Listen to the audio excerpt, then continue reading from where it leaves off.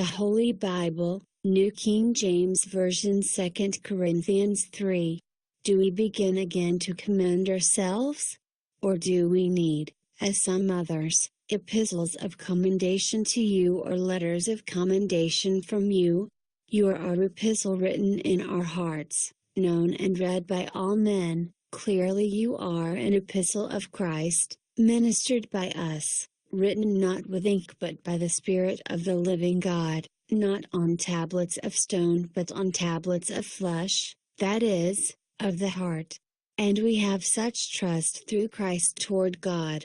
Not that we are sufficient of ourselves to think of anything as being from ourselves, but our sufficiency is from God, who also made us sufficient as ministers of the new covenant, not of the letter but of the Spirit, for the letter kills, but the Spirit gives life.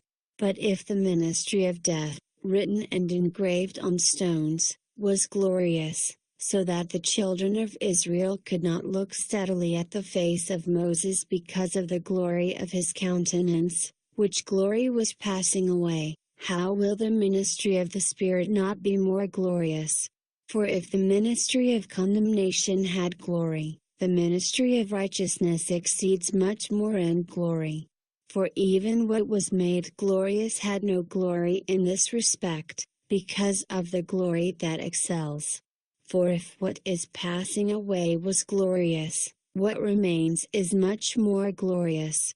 Therefore, since we have such hope, we use great boldness of speech, and like Moses, who put a veil over his face so that the children of Israel could not look steadily at the end of what was passing away, but their minds were blinded.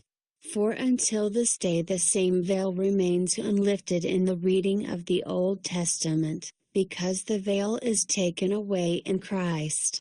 But even to this day, when Moses is read, a veil lies on their heart. Nevertheless, when one turns to the Lord, the veil is taken away. Now the Lord is the Spirit, and where the Spirit of the Lord is, there is liberty. But we all, with unveiled face, beholding as in a mirror the glory of the Lord, are being transformed into the same image from glory to glory, just as by the Spirit of the Lord.